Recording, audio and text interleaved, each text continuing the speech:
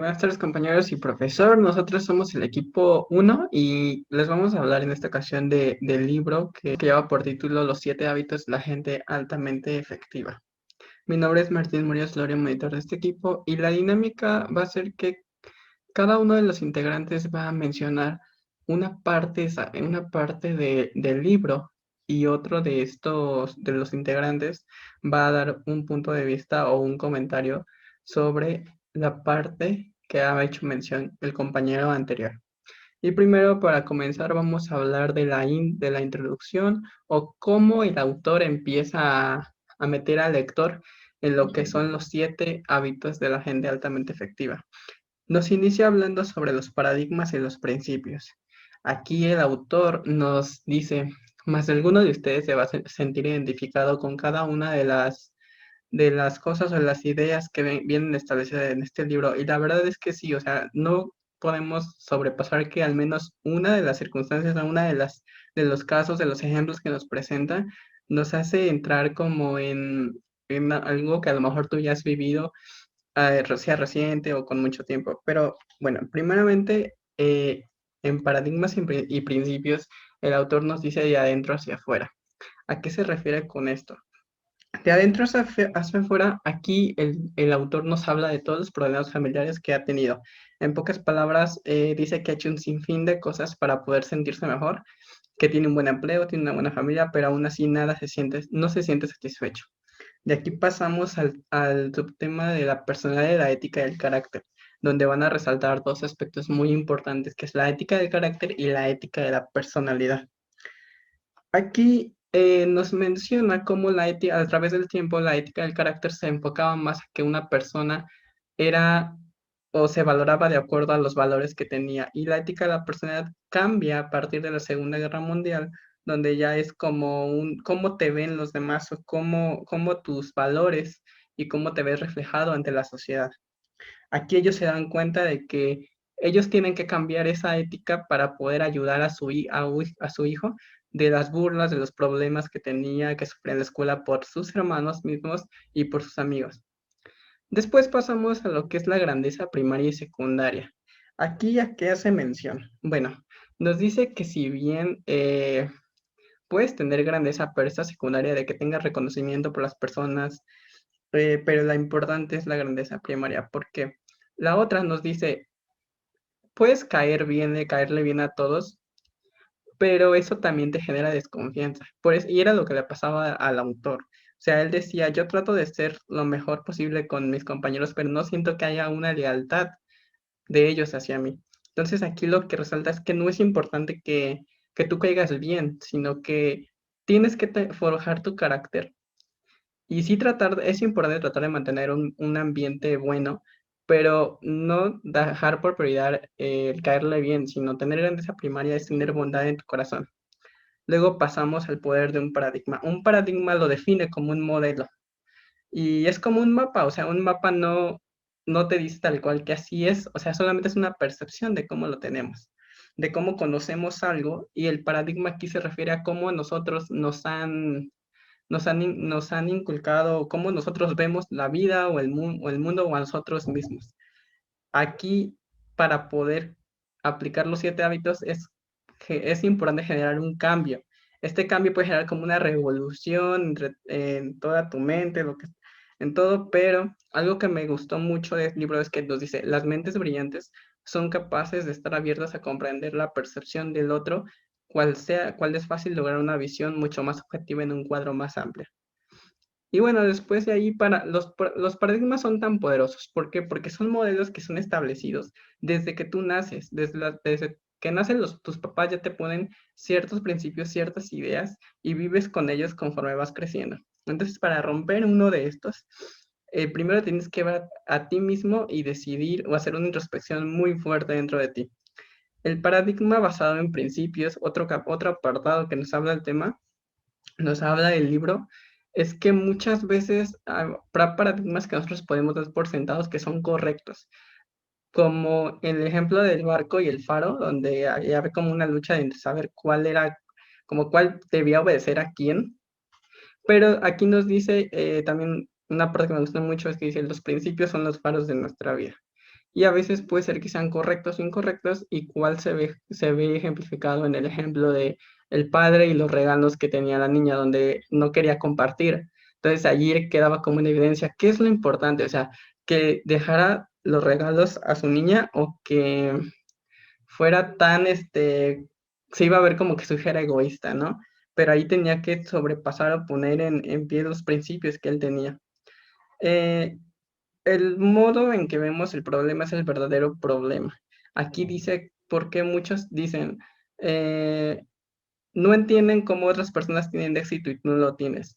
El problema es que muchos ven que el mismo problema se puede solucionar de la misma manera en cualquier lugar y no es así. De ahí regresamos al tema principal, que es de adentro hacia afuera. Aquí nos dice, es que muchos se culpan cuando hay un problema, pero para empezar te tienes que poner tú y ser responsable. Y de aquí es donde nos da paso al panorama de los 7 hábitos y principalmente el primero. Luego nos definen los hábitos en 3 aspectos, que son el conocer, la capacidad y el deseo. Saber qué es lo que queremos, cómo lo vamos a lograr y si realmente estamos motivados para lograrlo.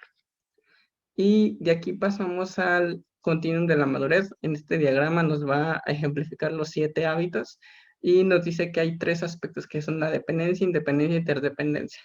La primera nos dice engloba las responsabilidades en una tercera persona, es decir, el tú. Tú tienes que hacerte responsable de mí, tú me tienes que alimentar, tú me tienes que ayudar.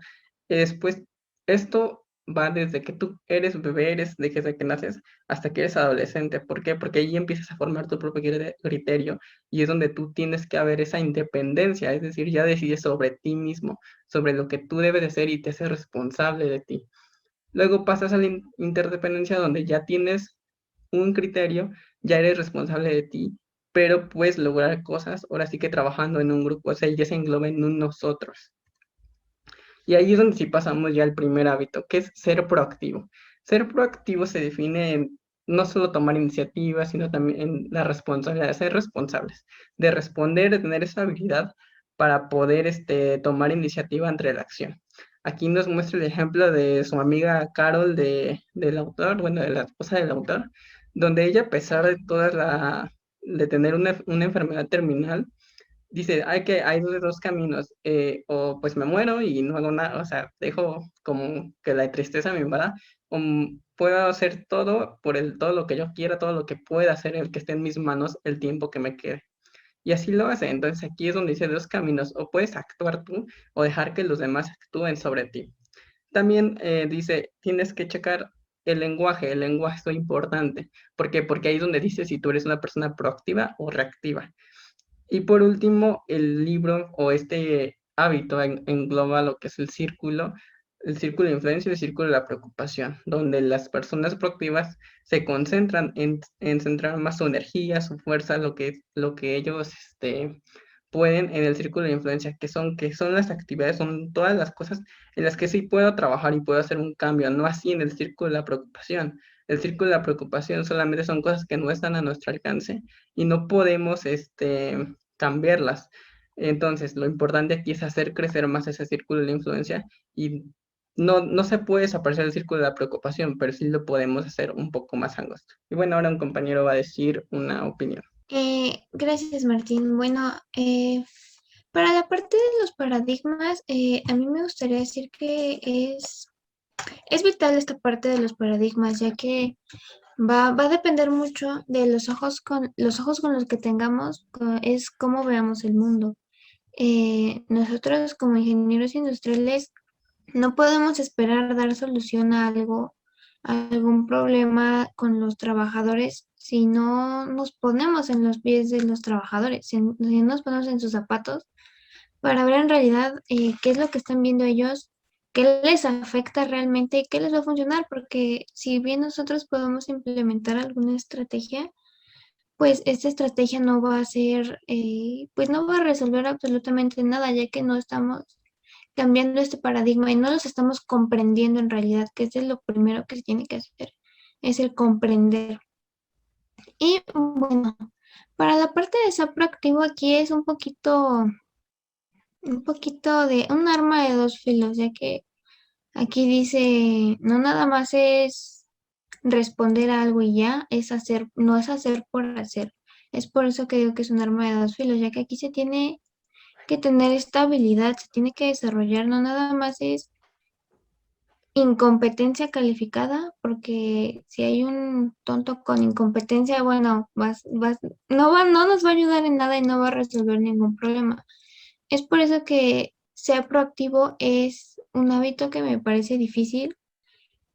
Sí se tiene que, es el comienzo de todo, sin embargo, sí se tiene que cuidar mucho el tener estos conocimientos suficientes para poder tener esta proactividad y estas ideas que sean correctas en cuando las apliquemos. Y bueno, ahora vamos a continuar con la exposición. Muchas gracias. Bueno, continuando con esto, llegamos al segundo hábito, que es justamente empezar con un fin en la mente. Bueno, ¿qué es lo que significa primeramente tener un fin en la mente? Cabe destacar que en el libro nos muestra justamente lo que son las dos triángulos, dos luchas que hacemos, dos victorias que tenemos que tener, que es la victoria personal y la victoria pública. Justamente la base de la victoria personal es la proactividad, que es el primer hábito, como le había comentado mi compañero Martín. El siguiente punto es empezar con un fin en la mente. Pero, ¿qué significa como tal?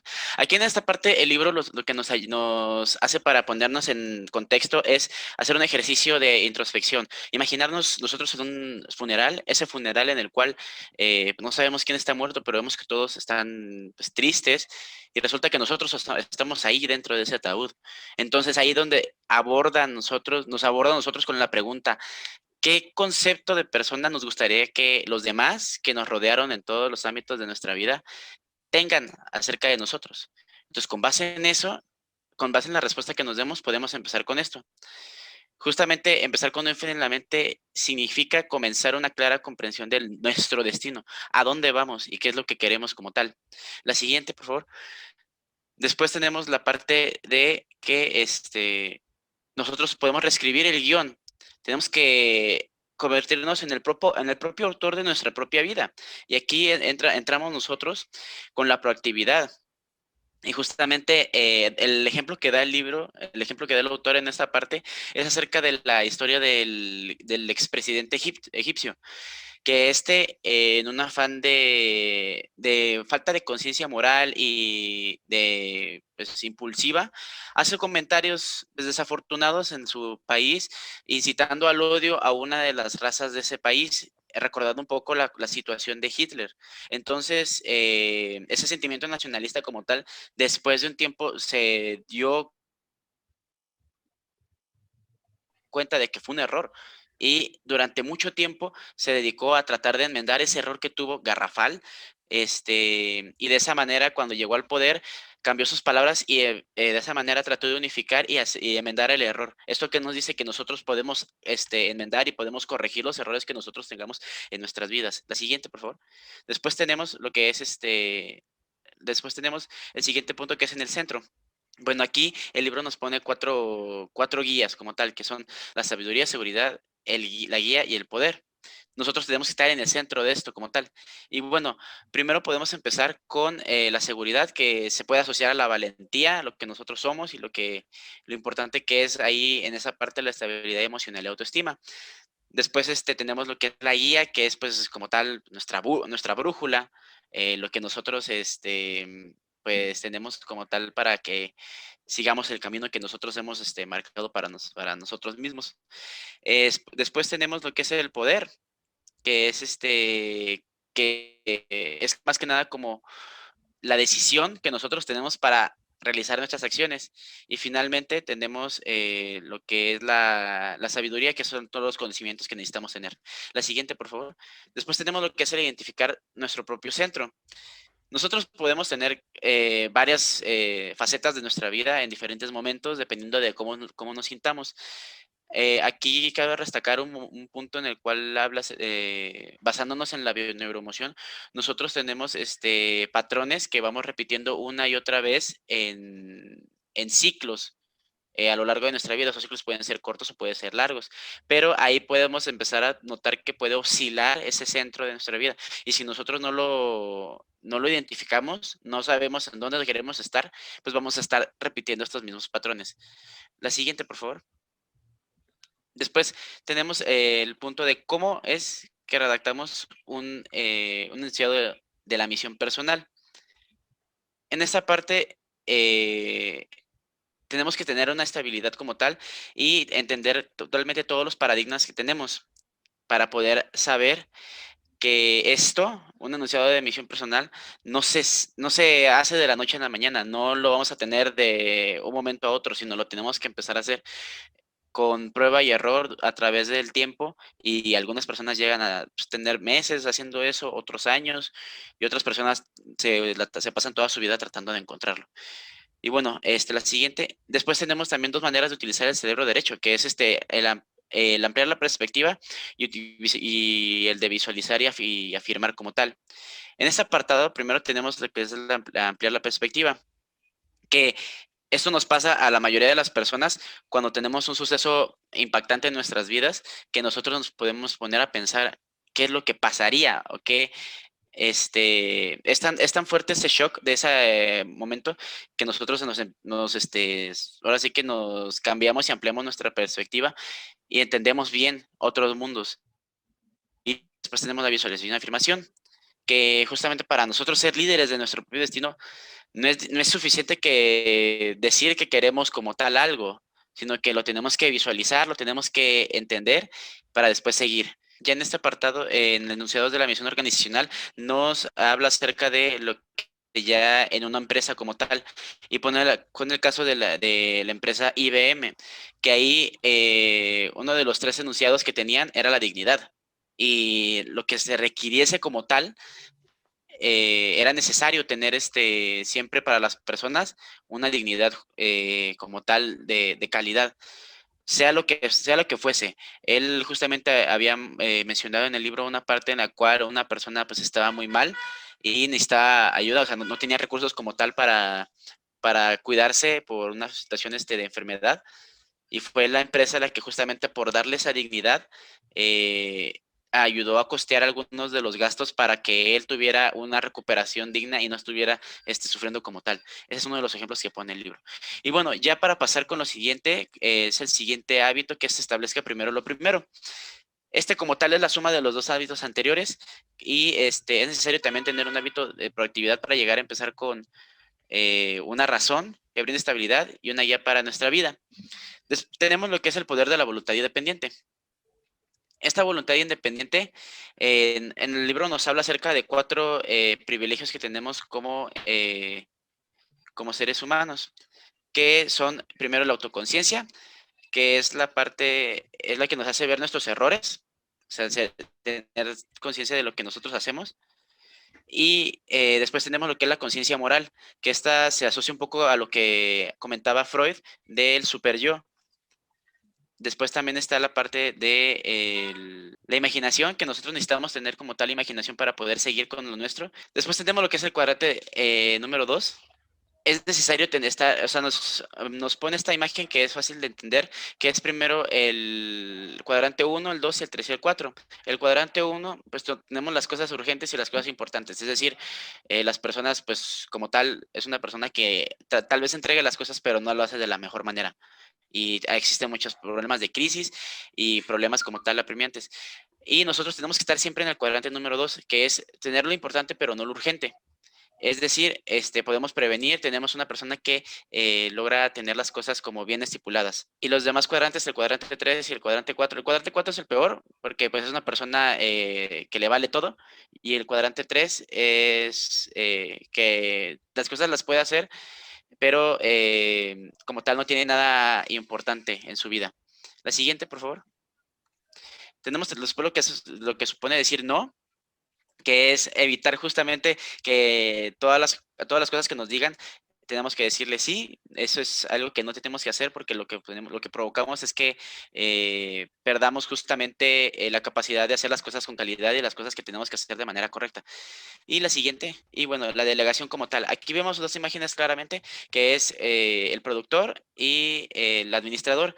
Cuando entran las cosas y salen las cosas del mismo punto, justamente debemos un balance como tal, pero lo que debemos de buscar es llegar a ser el administrador, es decir, mover ese centro de balance y ponerle menos entradas, o sea, menos esfuerzo de nuestra parte para delegar y que haya la misma cantidad de salidas. Y bueno, ahora mi compañera nos va a hablar acerca de esto. Yo quisiera solamente agregar un comentario muy pequeño, que es acerca de el hecho de tener un fin en mente significa saber dónde estás parado y hacia dónde vas, cuáles son tus objetivos a futuro y qué es lo que quieres lograr.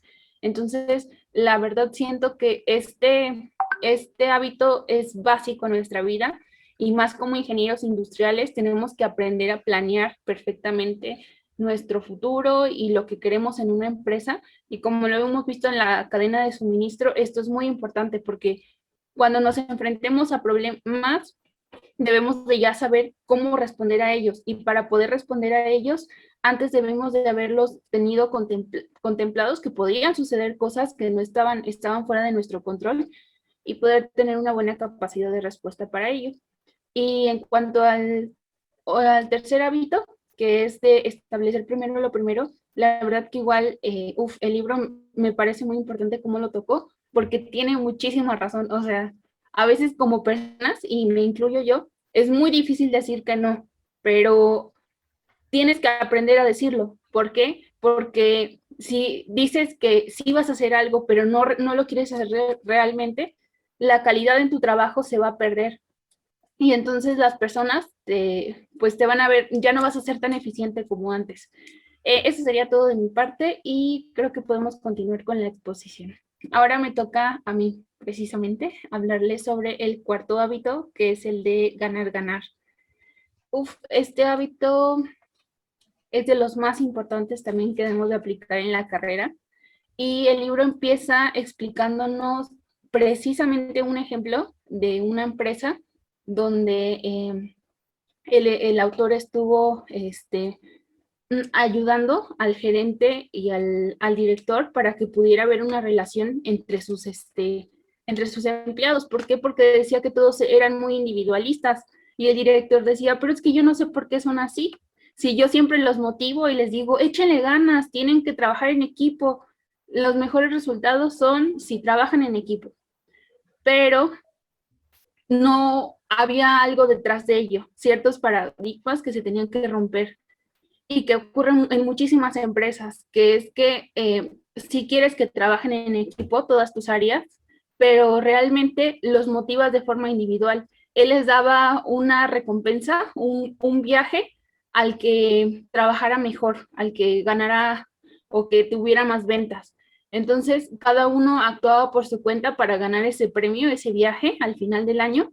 Y entonces ahí se rompía la colaboración que tanto les decía en sus pláticas de motivación y decía, bueno, es que no sirve que tú los motives, que les des pláticas si realmente los estás premiando para que sean individualistas.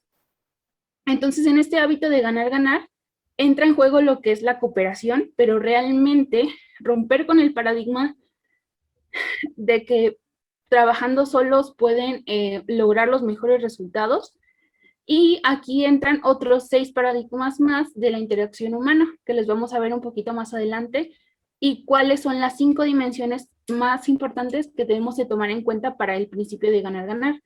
En la siguiente diapositiva podemos ver estos 6 paradigmas. El primero empieza con el gano, pierdes. Es decir, sí, yo quiero ganar, y voy a hacer todo lo posible para ganar y no me importa la otra persona. Entonces, aquí decía que tú te impones sobre los demás, pero esto es algo malo porque realmente pues no estás tomando en cuenta a la otra persona y la colaboración no se va a dar. O también está el pierdo ganas, donde dice que tú como persona cedes ante la persona con la que estás compitiendo o colaborando, y dice que aquí entra lo que es la baja autoestima. Y en el de pierdo, pierdes. Aquí viene un ejemplo que el libro daba y que me parece fabuloso, que entra sobre que un matrimonio se divorció y el juez, y fueron ante el juez porque no se ponían de acuerdo en qué iba a pasar con ellos, y decidieron que iban a repartir los bienes de manera equitativa. Cada quien se iba a quedar con la mitad, pero el marido, como no quería darle la mitad realmente de esos bienes, lo que hizo fue vender todo lo que tenía a un menor precio del valor que realmente tenían sus bienes y le dio la mitad de ese valor a su esposa. Entonces sí cumplió con el objetivo y él se sentía satisfecho, pero realmente aquí ninguno ganó. ¿Por qué? Porque los dos salieron perdiendo. Y bueno, luego está el principio de gano. Este principio tiene que ver con que sí quieres ganar a toda costa y realmente no te importa si perjudicas a alguien o no. O sea, realmente tu intención aquí no es perjudicar a alguien, sino que tú simplemente tu meta es ganar. Y luego está el de ganar, ganar, no hay trato, donde las dos personas se ponen de acuerdo y para llegar a un fin en común, pero si no logran un acuerdo en específico, pues no hay ningún trato. Y decía que tú puedes obtener, aplicar uno de estos de acuerdo a la situación en la que te enfrentes. Y bueno, pues por último está el de ganar, ganar, en donde las dos partes ponen de su parte para ganar en conjunto y decía que buscan un camino que sea óptimo para los dos o para todas las partes interesadas. Y en la siguiente diapositiva podemos ver lo que son las 5 dimensiones de ganar, ganar, que empiezan desde el carácter, que tiene que ver aquí con la madurez de la persona, con su integridad.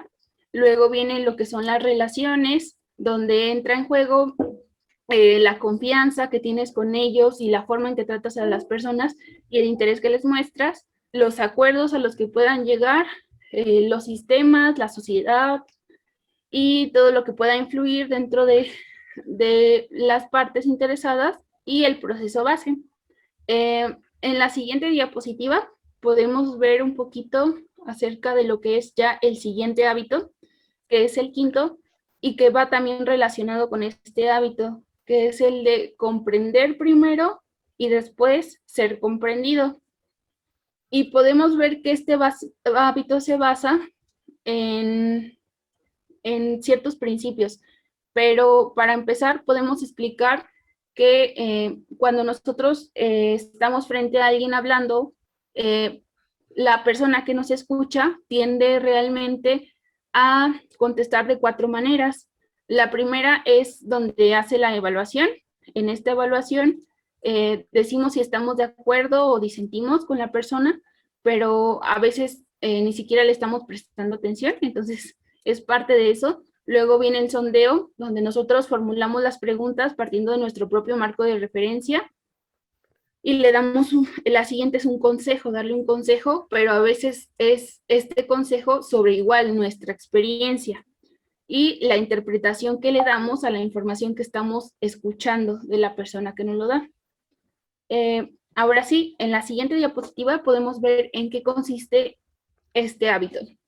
Y se basa básicamente en lo que es la escucha empática, el hecho de mostrar interés real en la persona que nos está hablando. Y no, porque realmente las personas hacen un diagnóstico antes de prescribir. Y ponía el ejemplo igual de un doctor. Dice, un doctor, una persona que va al oculista, no va para que el doctor le ponga los lentes que traes puestos, porque ni siquiera le van a quedar, el aumento quizás es diferente de las personas. Entonces, tú antes de dar una opinión o de dar un consejo, tienes que conocer realmente a la persona que está hablando para que puedas realmente que el consejo que le des se aplique a lo que es su vida. Y aquí viene lo que es la comprensión y la percepción de las cosas, cómo vemos las cosas. Y ahora sí, una vez que tú aprendes a mostrar verdadero interés en las personas, viene la parte de ser comprendido.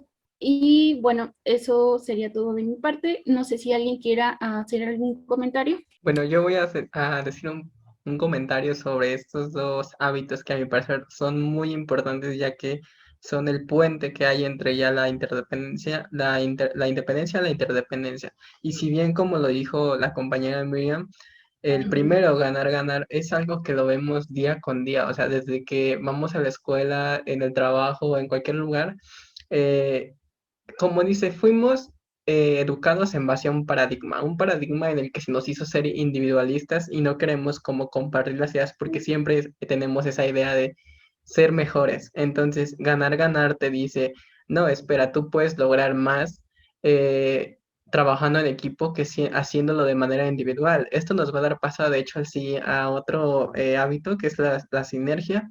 Y esto se ve en las empresas porque muchas veces lo veíamos en clase, no comparten información o cada quien quiere trabajar por su lado, pero aquí lo importante es que unidos pueden lograr mejores cosas y tanto ganan ellos como ganas tú. Ya el siguiente hábito que explicó la compañera Miriam también es súper importante. ¿Por qué? Porque muchas veces hablamos de más y hablamos, pero realmente no sabemos lo que las otras personas esperan, quieren o necesitan o esperan de nosotros. Y bueno, esto sería todo. Ahorita vamos a hablar del sexto hábito. Mi compañera Dana va a hablar sobre él. Muchas gracias. Bueno, ahora vamos a hablar del sexto hábito, que es la sinergia. La siguiente, por favor. Decimos sinergia y a lo mejor suena una palabra como muy de moda, pero me gustaría empezar con un poco de etimología con respecto a esta palabra y su significado real para que podamos entender de qué estamos hablando cuando nosotros hablamos de sinergia. Bueno, la sinergia viene del latín, que es sinergia, que quiere decir tarea coordinada, que por supuesto deriva de coordinación. Y bueno, esta es su etimología. Y la sinergia, según el diccionario de la Real Academia Española, quiere decir que acción de dos o más causas cuyo efecto es superior a la suma de los efectos individuales. Bueno, esta parte es el famosísimo 1 más 1 da 3. Esto es la sinergia. Y bueno, ¿qué son de las principales conceptos que tiene aquí el libro maneja y que también quisiera tocar? Primero, aquí les puse un mapa de la región, porque el libro de nuestra región, de nuestro país, porque el libro habla mucho de que la mentalidad de los trabajadores y de los colaboradores tiene muchísimo que ver en esta parte. Entonces aquí en México, obviamente, se tiene una cultura muy defensiva, entonces no se tiene esta confianza necesaria para poder crear la sinergia. Esos son los principales problemas con los cuales nosotros nos enfrentamos. Y bueno, aquí también habla de la importancia de valorar y entender estas diferencias. Es valorar las diferencias, porque esto te da puntos de vista diferentes. Y bueno, una de las claves de la sinergia es tener esta humildad de comprender a la otra persona para para poderles ayudar a solucionar los problemas que los aquejan diariamente.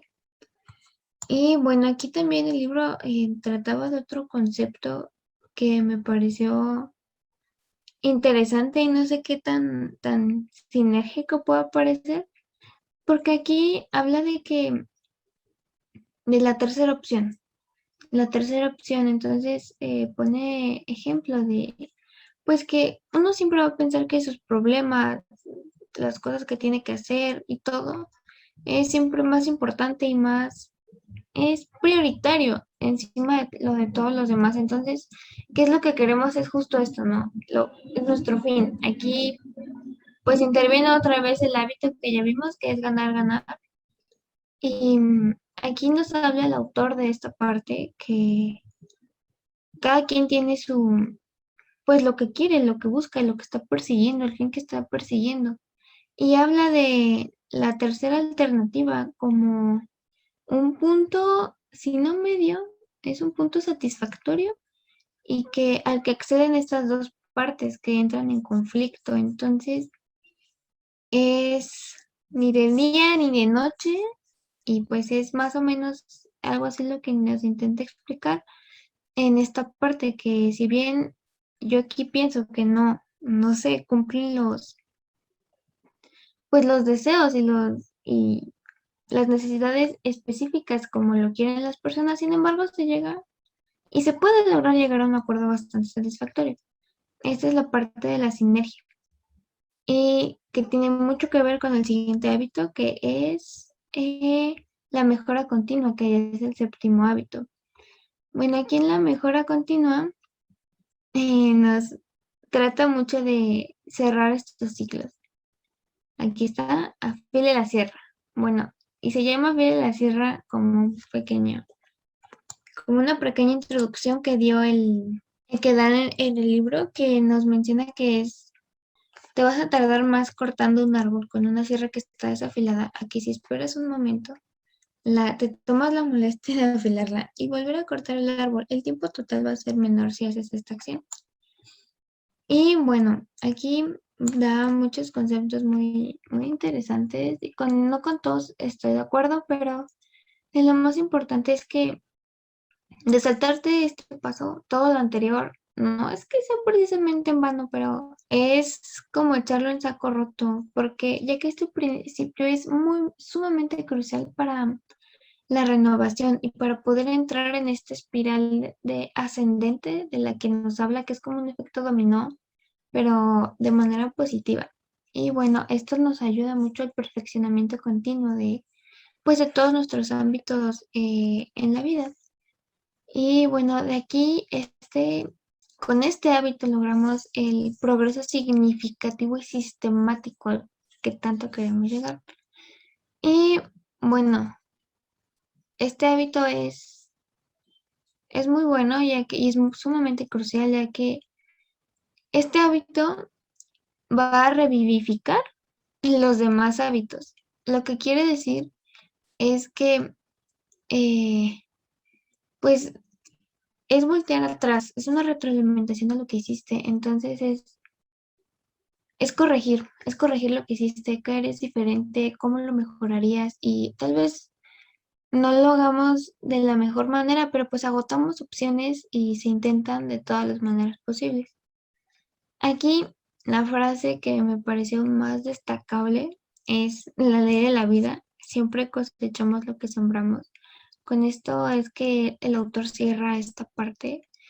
Me parece muy cierto que a veces, o sea, no hay más. O sea, ni más ni menos es lo que nos merecemos. A veces unos corren con más suerte que otros, pero es esta parte que me parece muy rescatable, por eso puse aquí esta frase, que el autor rescata muy bien y menciona que si nosotros seguimos esto y vamos a ver resultados, tal vez no en la primera vuelta, pero en las siguientes, tenemos que ver forzosamente esos resultados.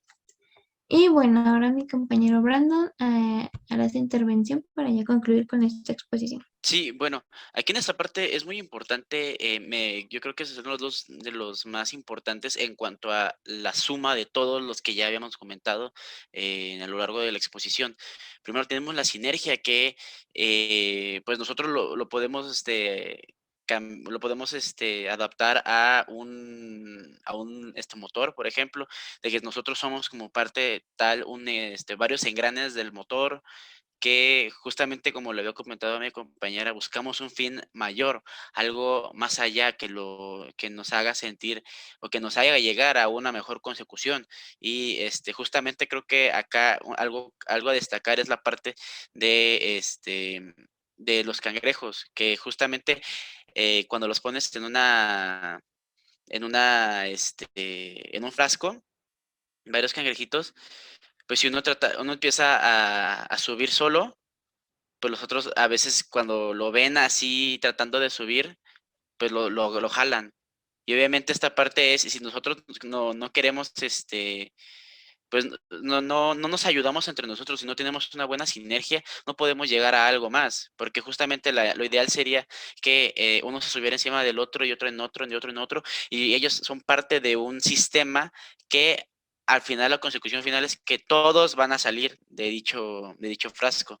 Y la parte de la mejora continua, que es afilar la sierra, pues es indispensable. Justamente aquí vemos el ejemplo del medallista, bueno, del atleta olímpico que en 2008 pues quedó en séptimo lugar, en 2012 quedó en 12º lugar, pero el que persevera alcanza. Este también es uno de los dichos que podemos rescatar de esta parte.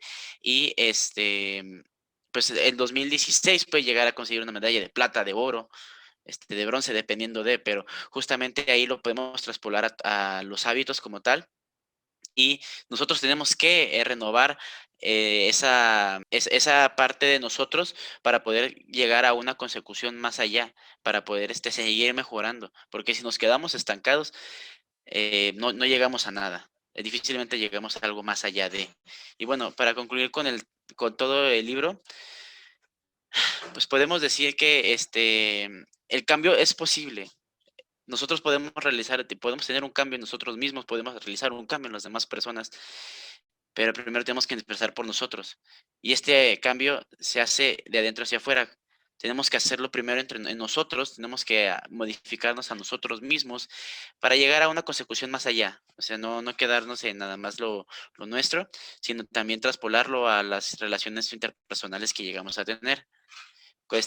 Con una vez que hagamos el ciclo, no basta, tenemos que llegar a la parte de afilar la sierra, tenemos que seguir con la mejora continua y tenemos que justamente encontrar un equilibrio entre el hacer y el aumentar nuestra capacidad de hacer, no quedarnos satisfechos, porque si nos quedamos satisfechos, entramos en una zona de confort, la cual nos va a afectar toda nuestra vida. Bueno, muchísimas gracias por su atención. Eso fue todo por nuestra parte.